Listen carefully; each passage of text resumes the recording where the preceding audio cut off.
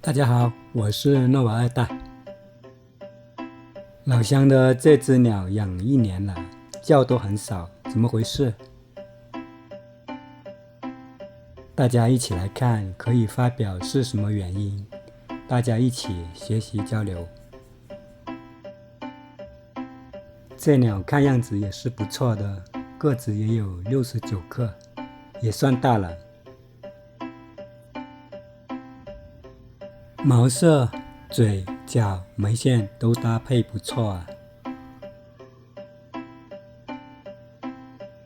头型也可以，看样子怎么看也不像个菜鸟。怎么一点起色都没有呢？老乡也奇怪，所以我们一起来看。既然各方面都不错，肯定有原因。聊天中打听到，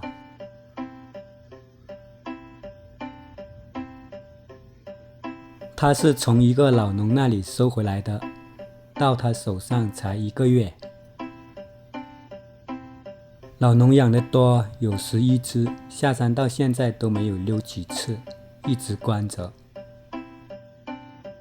由于养太多，一直吃的鸡饲料，这样的话，我想肯定原因就在这里了，不是鸟的问题。都说3分鸟7分养，说明养工出了问题。鸟下山都1年了，才溜几次，难怪现在都还很怕人。这样鸟能好吗？一直关着，肯定洗澡也很少，哪个细节都没做好，鸟能活着就不错了。还指望它上性大叫，不可能的。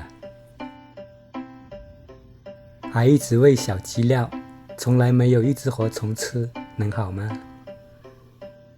小鸡料是适应鸟儿吃，但是长期吃对鸟体质影响很大，不结实没力气。养小鸡吃肉差不多，就算是鸟王这么养，也是一只废鸟。大家认同吗？总之鸟要溜，要洗澡，营养要好，还有可能养好鸟。好了，希望各位发表更好的经验，喜欢关注留言哦，再见。